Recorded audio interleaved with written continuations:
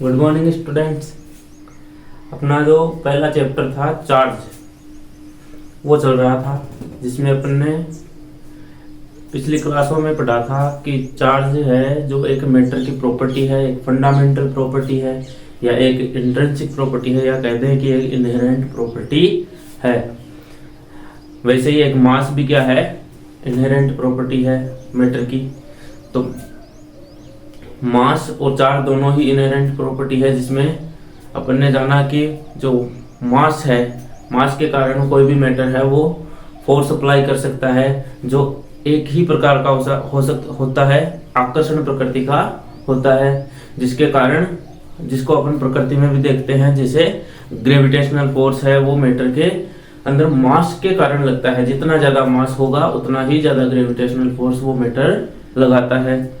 फिर अपन ने देखा कि मैटर है वो एक और फोर्स लगाता है, जिसे अपन ने इलेक्ट्रोस्टैटिक फोर्स कहा। वो दो प्रकार का था, आकर्षण और प्रतिकर्षण का, जिसमें अपन ने चार्जेस को नाम दिया पॉजिटिव चार्ज और नेगेटिव चार्ज। जैसे अपने एक बलून है, उसको रगड़ा और दीवार पे चिपका दिया, जो ग्रेविटेशनल फोर्स को भी क्या करता है, फेल करता है। तो ये क्या था, इलेक्ट्रोस्टैटिक फोर्स, जो ग्रेविटेशनल फोर्स से भी ज्यादा शक्तिशाली है। उसके बाद अपन ने आवेशन की जो विधियां है, जिसमें अपन ने रबिंग मेथड पढ़ा, कांटेक्ट मेथड पढ़ा और इंडक्शन मेथड, संपर्क विधि और प्रेरण विधि के बारे में पढ़ा। तो और उसके बाद में अपन ने जो फंडामेंटल प्रॉपर्टीज हैं चार्ज की वो पढ़ी, जिसके अंदर अपन ने योज्यता का नियम जैसे यदि किसी भी वस्तु को अपन भिन्न भिन्न मात्रा और भिन्न भिन्न प्रकृति के आवेश दें, तो उस वस्तु पर जो टोटल चार्ज है उन सभी आवेशों के बीजगणितीय योग के बराबर होता है। जैसे अपन ने एक सिस्टम है, उस सिस्टम को Q1 चार्ज दिया, Q2 चार्ज दिया और Q3 चार्ज दिया। ये प्लस है, ये माइनस है, ये प्लस है। तो इस पर जो टोटल चार्ज होगा वो Q1 plus Q2 plus Q3 के इक्वल होगा। ये प्लस माइनस और प्लस, चार्जेस को उसके सिंबल के साथ लिखा जाता है। तो योज्यता का नियम क्या कहता है कि यदि किसी सिस्टम को, यदि किसी वस्तु को भिन्न भिन्न प्रकृति और भिन्न भिन्न मात्रा के आवेश दिए जाएं, तो टोटल चार्ज उन सभी भी आवेशों के बीजगणितीय योग के समान होता है। फिर अपन ने आवेश संरक्षण नियम पढ़ा। आवेश संरक्षण में अपन ने रेडियो एक्टिव जो रिएक्शन है उसके बारे में देखा। जैसे ये यूरेनियम 238 है, इससे यदि अल्फा पार्टिकल निकाल दिया जाए तो ये क्या होगा, थोरियम। तो रिएक्शन से पहले इलेक्ट्रॉनों की संख्या 92 इलेक्ट्रॉन है। रिएक्शन के बाद इलेक्ट्रॉनों की संख्या, इसको अपन Q डैश बोल देते, तो 2 इलेक्ट्रॉन प्लस 90 इलेक्ट्रॉन, तो Q डैश 92 इलेक्ट्रॉन। यानी अभिक्रिया से पहले भी इलेक्ट्रॉनों की संख्या कितनी है, 92 है, और अभिक्रिया के बाद भी 92 है। तो ये क्या है, आवेश का संरक्षण है। तो आवेश को न तो उत्पन्न किया जा सकता है, न नष्ट किया जा सकता है, आवेश का केवल स्थानांतरण संभव है। यही क्या था, आवेश संरक्षण नियम, कंजर्वेशन ऑफ लॉ। उसके बाद अपन ने क्वांटाइजेशन ऑफ चार्ज पढ़ा। क्वांटाइजेशन ऑफ चार्ज मतलब आवेश का क्वांटीकरण। तो आवेश के क्वांटीकरण में अपन ने जाना कि जो आवेश है वो E के मल्टीपल में होगा और इंटीजर वैल्यू में होता है। यानी अपन किसी भी सिस्टम को पॉजिटिव चार्ज देना चाहते हैं, यदि भी हम किसी भी सिस्टम को या किसी वस्तु को पॉजिटिव चार्ज देना चाहते हैं, तो उससे या तो इलेक्ट्रॉन निकाल लेंगे, तो वो जो इलेक्ट्रॉन निकालेंगे या तो वो 1 निकालेंगे या 2 निकालेंगे या 3 निकालेंगे, और किसके मल्टीपल में, E के मल्टीपल में। तो जितना इलेक्ट्रॉन निकालेंगे उस पर उतना ही पॉजिटिव चार्ज आ जाएगा। यदि हम इस सिस्टम को नेगेटिव चार्ज देना चाहते हैं, तो हम इसको इलेक्ट्रॉन देंगे, तो वो जो इलेक्ट्रॉन देंगे वो या तो 1 देंगे या 2 देंगे या 3 देंगे या 5 देंगे, और वो भी किसके मल्टीपल में, E के मल्टीपल में दिए जाएंगे। ये जो इलेक्ट्रॉन है और उसका जो सूत्र आएगा वो क्या आएगा, प्लस माइनस एन ई, यानी अपन पॉजिटिव चार्ज दे सकते हैं, नेगेटिव और पॉजिटिव या नेगेटिव चार्ज उसको बॉडी को दे सकते हैं। तो ये जो एन है ये क्या है, इंटीजर वैल्यू है, इंटीजर वैल्यू। और ये ई क्या है, 1.6 इंटू 10⁻⁻19 कूलम, ये आवेश उस पर आवेश है इलेक्ट्रॉन पर।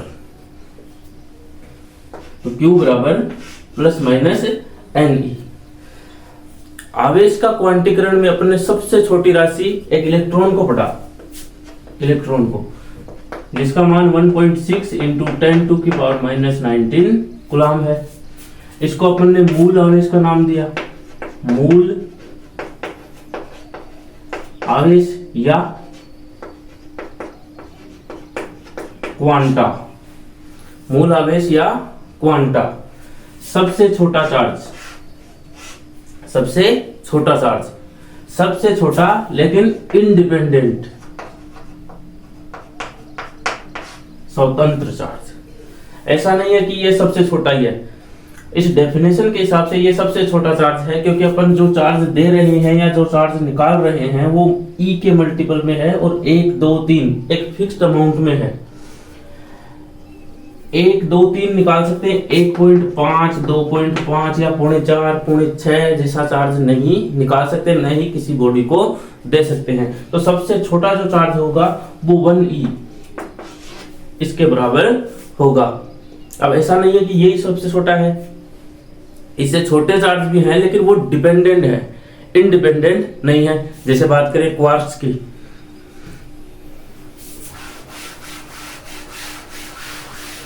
क्वार्क क्या है, वो इलेक्ट्रॉन से छोटे चार्जेस हैं लेकिन वो स्वतंत्र नहीं है। जैसे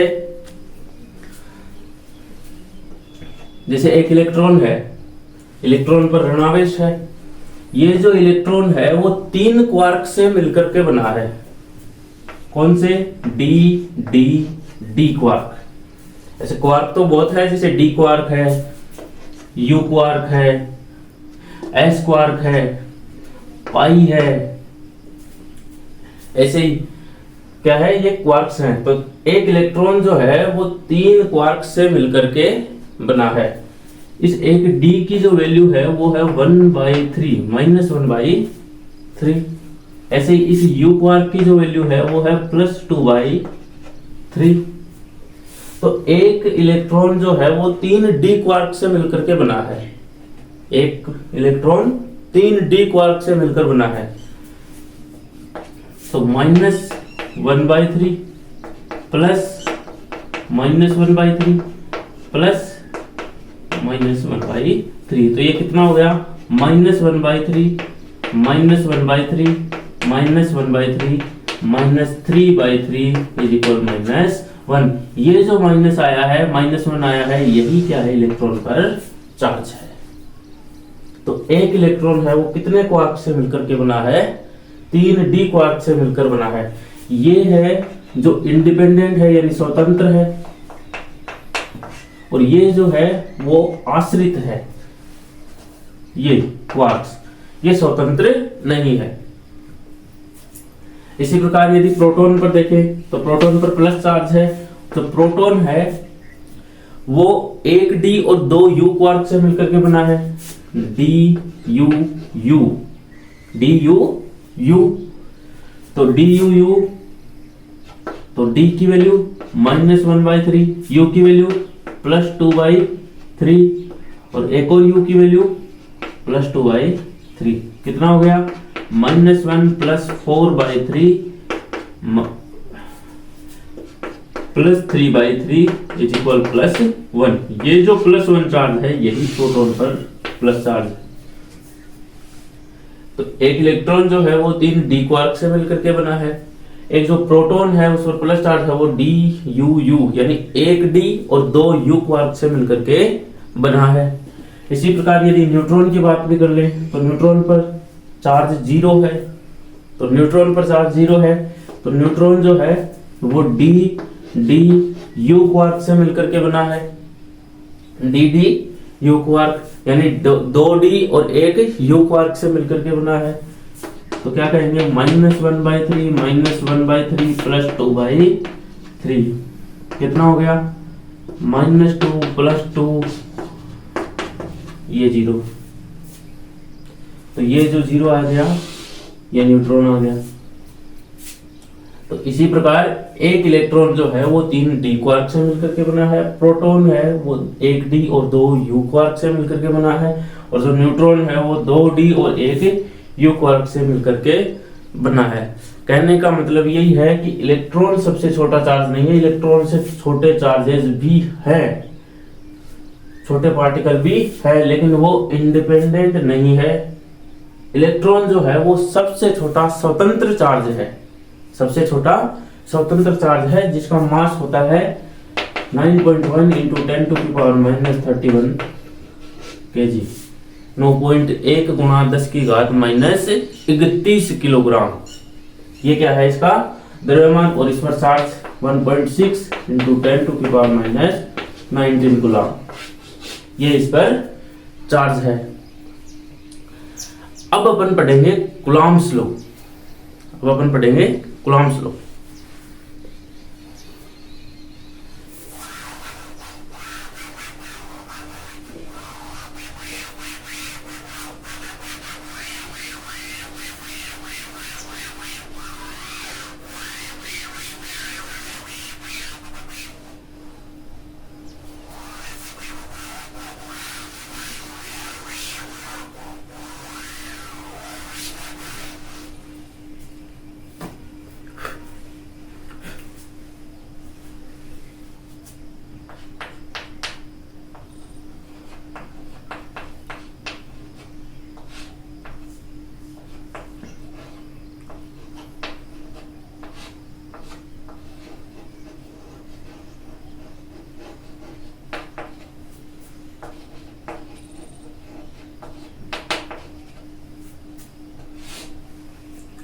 कूलॉम्स लॉ।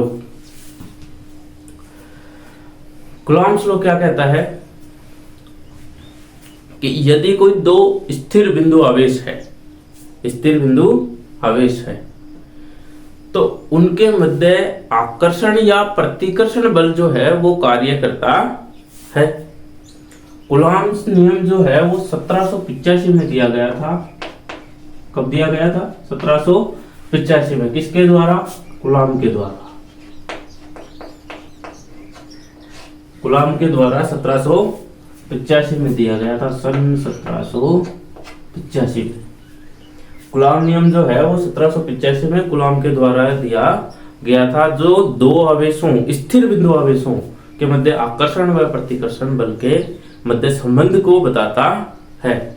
ये क्या कहता है कि जैसे मान लो कोई दो बिंदु आवेश है, यहां पर कोई Q1 चार्ज है और ये Q2 चार्ज है। Q1 चार्ज है और एक Q2 चार्ज है। इनके बीच की जो दूरी है वो मान लिया R है। इनके बीच की जो दूरी है वो कितनी है? R है। Q1 चार्ज यदि पॉजिटिव है, प्लस Q1 है, ये भी +1 है, मान लो प्लस Q2 है, तो Q1 के कारण जो Q2 पर बल लगा, फोर्स लगेगा, Q1 के कारण Q2 पर जो फोर्स लगेगा वो मान लिया अपन ने F21। F21 क्यों? 1 के कारण 2 पर फोर्स, 1 के कारण 2 पर फोर्स, F21 और F12, 2 के कारण 1 पर फोर्स, 1 के कारण 2 पर फोर्स और 2 के कारण 1 पर फोर्स। तो F21 का मतलब हो गया 1 के कारण 2 पर फोर्स, और F12 का मतलब हो गया 2 के कारण 1 पर फोर्स। तो Q1 चार्ज जो है वो Q2 पर फोर्स लगाएगा, दोनों प्लस है तो ये प्रतिकर्षण बल लगेगा दोनों के मध्य। तो ये जो तीर का निशान है वो दूर की तरफ, बाहर की तरफ जाएगा। तो इसलिए Q1 चार्ज ने Q2 पर जब फोर्स लगाया तो वो कितना लगाया? F21। Q1 चार्ज के कारण Q2 चार्ज पर लगा फोर्स, तो F21। इसी प्रकार Q2 चार्ज जो है वो Q1 पर फोर्स भी लगाएगा, तो Q2 के कारण जो Q1 पर फोर्स लगेगा वो भी दूर की तरफ लगेगा, प्लस है ना, इसलिए तो F1 2 के कारण 1 पर फोर्स, 1 के कारण 2 पर फोर्स लगा F21, 2 के कारण 1 पर फोर्स लगेगा F12 ये सदिश है F12। अब कूलॉम नियम क्या कहता है कि दो स्थिर बिंदु आवेशों के मध्य लगने वाला बल, आकर्षण या प्रतिकर्षण बल, दोनों आवेशों के गुणनफल के समानुपाती होता है। दो स्थिर बिंदु आवेशों के मध्य लगने वाला आकर्षण या प्रतिकर्षण बल या कहे बल दोनों आवेशों के गुणनफल के समानुपाती होता है। देखो, दो स्थिर बिंदु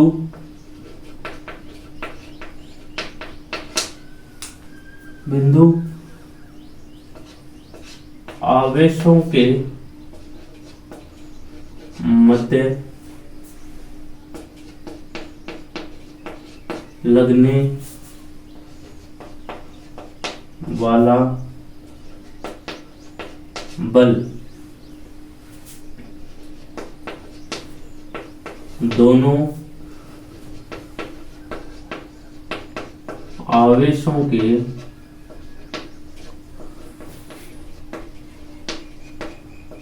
गुणनफल के समानुपाती होता है।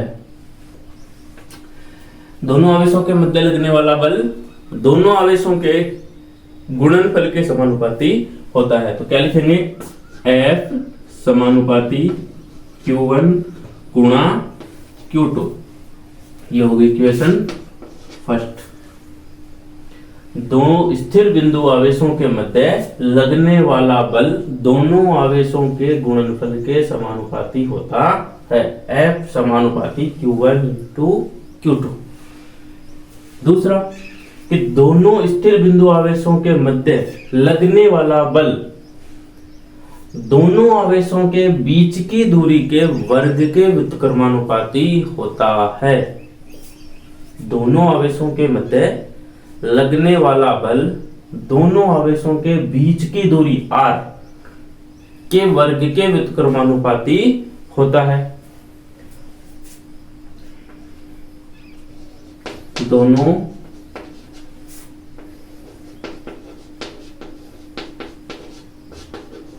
आवेशों के मध्य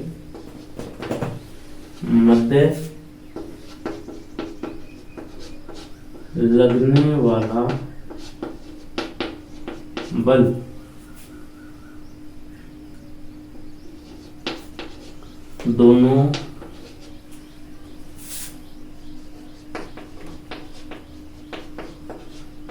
दोनों आवेशों के बीच की दूरी के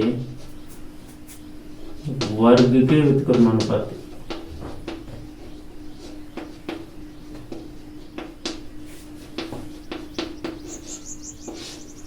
व्युत्क्रमानुपाती होता है। दोनों आवेशों के मध्य लगने वाला बल दोनों आवेशों के बीच की दूरी के वर्ग के व्युत्क्रमानुपाती होता है। तो क्या लिखेंगे, F समानुपाती 1/r²। समीकरण 2, ये क्वेश्चन 2 आ गई। पहले क्या थी, दो स्थिर बिंदु आवेशों के मध्य लगने वाला बल दोनों आवेशों के गुणनफल के समानुपाती होता है। तो F समानुपाती Q1 इंटू Q2।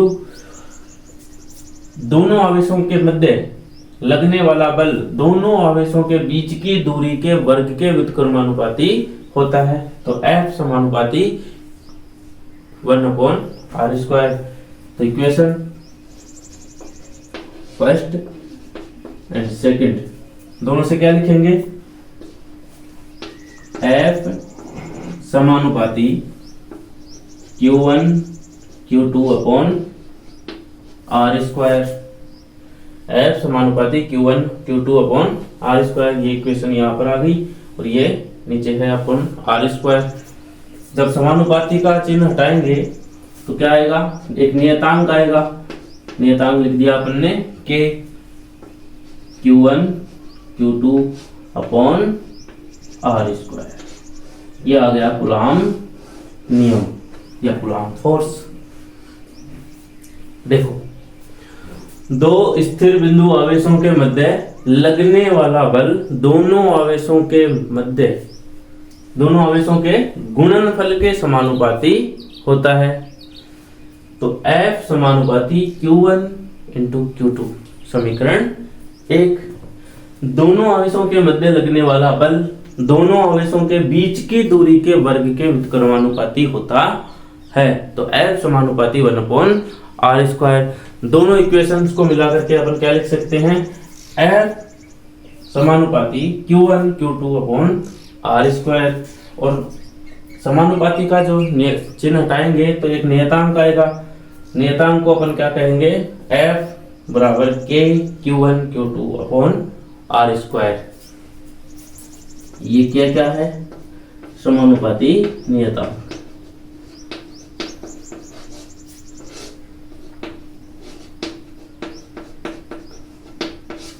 समानुपाती नियतांक।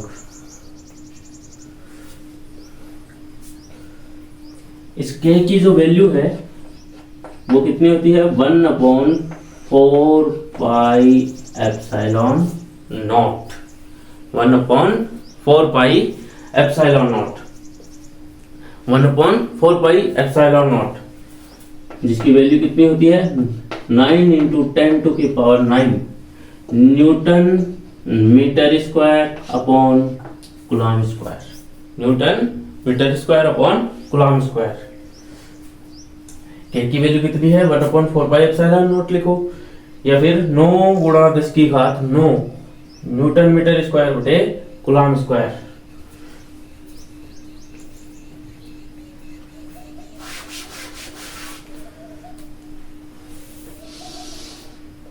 K की जो विमा है, K की जो विमा है, K की विमा क्या है, इसका फॉर्मूला क्या है, newton metre square upon coulomb square. Newton की विमा कितनी है, m1 L1 T-2, m1 L1 T-2। Metre की L2 और कूलॉम की होती है A1 T1, यहां पर स्क्वायर है इसलिए A2 T2, ये ऊपर चला जाएगा तो क्या आएगा, m1 L3 T ऊपर जाएगा -4 और A -2, ये आ गई इसकी विमा, m1 L3 T-4 A -2, ये क्या आ गई, K की विमा आ गई। अच्छा, K जो है वो किस पर निर्भर करता है, मापन की पद्धति और माध्यम की प्रकृति पर। मापन की पद्धति व माध्यम की प्रकृति, माध्यम की प्रकृति पर निर्भर करता है। F बराबर K Q1 Q2 upon R square. K की जो K क्या है, यहाँ पर एक समानुपाती नियतांक है, तो K की जो वैल्यू है 1/4 पाई एप्सिलॉन नॉट होती है। जो K की जो गणितीय वैल्यू है वो क्या लिखेंगे अपन, 9 गुणा 10 की घात 9 newton metre square upon coulomb square, ये इसका मात्रक हो गया, newton metre square upon coulomb, newton metre square बटे कूलॉम स्क्वायर, ये ऐसा ही मात्रक है इसका। इसकी जो विमा है K की वो हो गई m1 L3 T-4 A-2।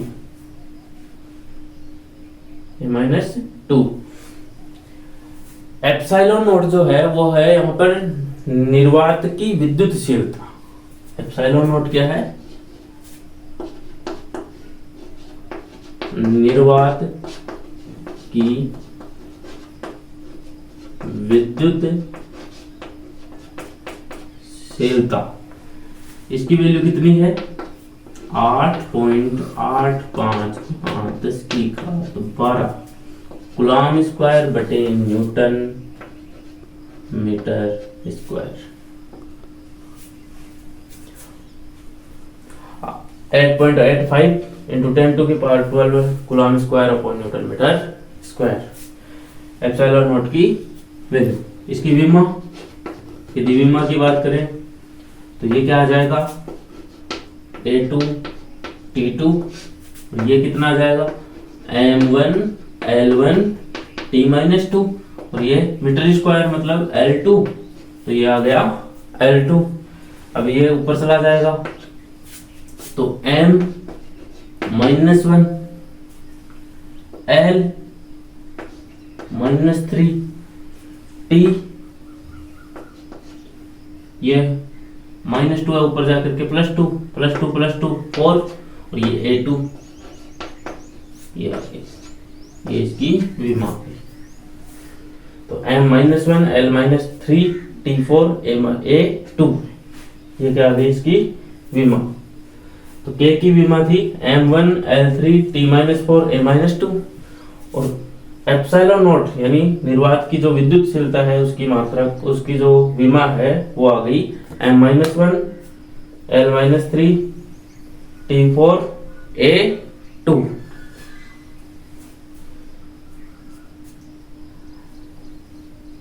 एक बार फिर से देख लो कूलम नियम। जब दो स्थिर बिंदु आवेशों के मध्य लगने वाला आकर्षण या प्रतिकर्षण दोनों आवेशों के गुणनफल के समानुपाती तथा उनके बीच की दूरी के वर्ग के व्युत्क्रमानुपाती होता है। दोनों आवेशों के मध्य लगने वाला बल दोनों आवेशों के गुणनफल के समानुपाती और उनके बीच की दूरी के वर्ग के व्युत्क्रमानुपाती होता है। तो F समानुपाती Q1 Q2, F समानुपाती 1/r²। दोनों इक्वेशन से अपन लिख सकते हैं F समानुपाती Q1 Q2/r²। जब समानुपाती का जो चिन्ह है वो हटाएंगे तो एक नियतांक आएगा जिसे अपन ने K लिख दिया, तो ये क्या हो गया? समानुपाती नियतांक है, तो F बराबर K Q1 Q2/r²। K की जो वैल्यू है वो होती है 1/4 पाई एप्सिलॉन नॉट, जो होती है 9 × 10⁻9 न्यूटन मीटर स्क्वायर बटे कूलम स्क्वायर के बराबर। यहाँ K की जो विमा है वो है M1 L3 T-4 A-2, और इसकी जो K जो है वो निर्भर करता है मापन की पद्धति पर और माध्यम की प्रकृति पर निर्भर करता है। यहाँ जो एप्सिलॉन नॉट है, एप्सिलॉन नॉट जो है वो है निर्वात की विद्युतशीलता। निर्वात की विद्युतशीलता का मतलब इसको जो ये जो फोर्स अप्लाई हो रहा है वो निर्वात में किया गया है। यदि यही जो फोर्स है वो किसी माध्यम में दो आवेश हो तब इसका फॉर्मूला क्या होगा? यदि माध्यम में दिया हुआ हो, यदि माध्यम की बात करें तो माध्यम में जो फॉर्मूला बनेगा वो बनेगा F = K Q1 Q2 upon, यहाँ पर K की वैल्यू लिख दे 4 पाई एप्सिलॉन r², ये लिखेंगे। एप्सिलॉन नोट की जगह एप्सिलॉन आ जाएगा, या माध्यम लिख दे अपन इसको M, ये आ जाएगा। एप्सिलॉन की जगह एप्सिलॉन नोट की जगह एप्सिलॉन M, यानी माध्यम के लिए जो K की वैल्यू है वो कितनी हो जाएगी? 1/4 पाई एप्सिलॉन माध्यम के लिए।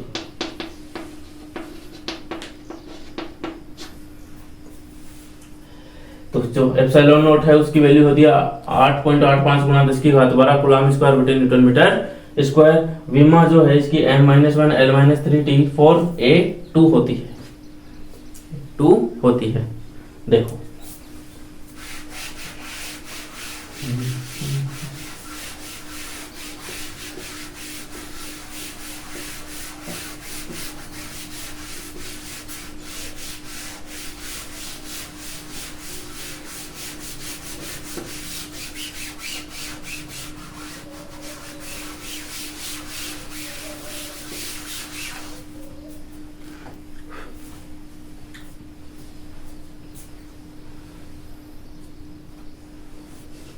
एप्सिलॉन नॉट बराबर होता है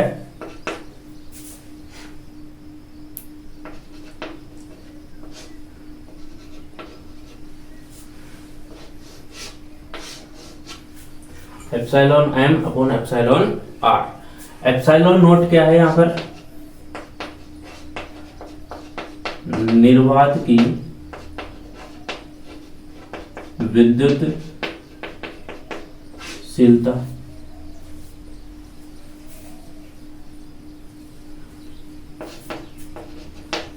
माध्यम की विद्युतशीलता, और ये क्या है? आपेक्षिक विद्युतशीलता। आपेक्षिक विद्युतशीलता, या इसका एक नाम और है, इसको प्राविद्युतांक भी बोलते हैं।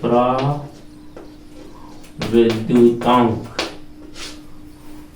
ये क्या है? निर्वात की विद्युतशीलता, माध्यम की विद्युतशीलता एप्सिलॉन एम, एप्सिलॉन आर क्या है? अपेक्षिक विद्युतशीलता या प्राविद्युतांक बोलते हैं इसको।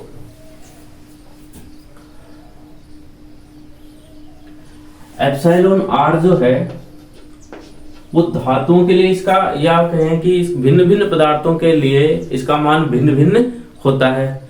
जैसे धातुओं के लिए बात करें, धातु के लिए इसका मान इंफिनिटिव अनंत तक होता है। वायु की बात करें तो वायु के लिए इसका मान 1.00059 तक, यानी लगभग बराबर 1 होता है। यदि अपन कांच की बात करें, कांच के लिए इसका मान 5 से 10 तक होता है। और ऐसे ही अपन यदि एबोनाइट की बात करें,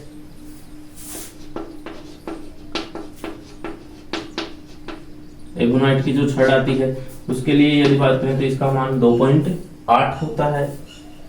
और यदि हाइड्रोजन की बात करें तो 1.00027 के लगभग इसका मान होता है। ये क्या है? भिन्न भिन्न पदार्थों के लिए जो एप्सिलॉन आर की जो वैल्यू है वो भिन्न भिन्न होती है। ये भिन्न भिन्न इसका लिए होता है। तो एप्सिलॉन नॉट है वो निर्वात की विद्युतशीलता है, एप्सिलॉन एम है वो माध्यम की विद्युतशीलता है, और एप्सिलॉन आर जो है वो है आपेक्षिक विद्युतशीलता या प्राविद्युतांक। याद रखने के लिए एप्सिलॉन एम बराबर epsilon naught epsilon R, MOR मोर। माध्यम की विद्युतशीलता जो है वो क्या है? एप्सिलॉन नॉट निर्वात की विद्युतशीलता और आपेक्षिक विद्युतशीलता के गुणनफल के बराबर होती है। और ये जो राशि है वो विमाहीन होती है। अब यदि बात करें एक कूलाम की, एक कूलाम फोर्स की डेफिनेशन की,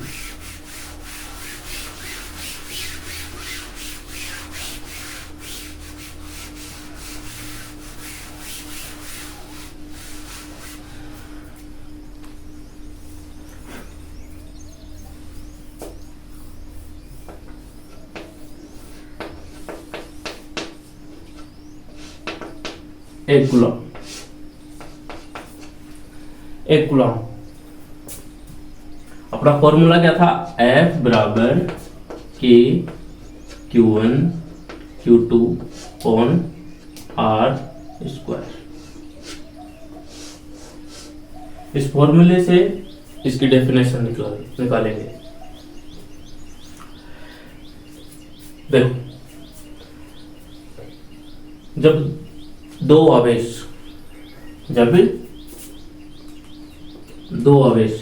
Q1 और Q2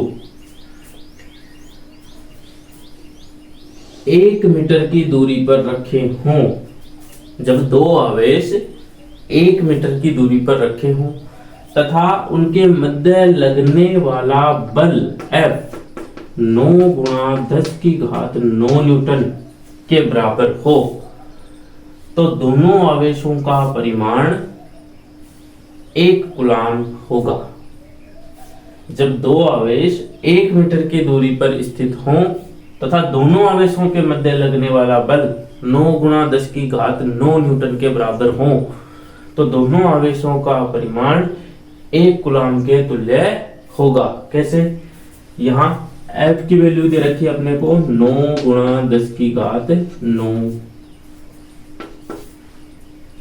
K की वैल्यू अपन जानते हैं 9 × 10⁹, Q1 Q2 अपने को पता नहीं है, अपॉन R की वैल्यू अपने को दे रखी है 1 का स्क्वायर, ये वैल्यू इससे कट गई, और Q1 Q2 = 1। यदि अपन कंडीशन मान लें Q1 = Q2, तो क्या लिखेंगे?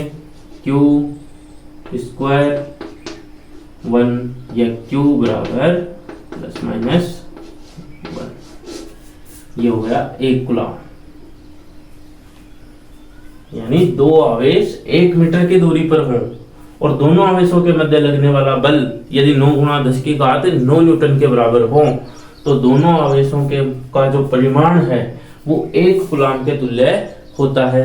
एक बार फिर से कि दोनों आवेशों के मध्य की दूरी यदि 1 मीटर हो और दोनों आवेशों के मध्य लगने वाला बल 9 × 10⁹ न्यूटन के बराबर हो, तो दोनों आवेशों का परिमाण 1 कूलम्ब के तुल्य होता है। ये क्या है? 1 कूलम्ब की डेफिनेशन है। तो अब अपन अगले जो क्लास है उसमें अपन कूलम्ब का सदिश निरूपण पढ़ेंगे। धन्यवाद।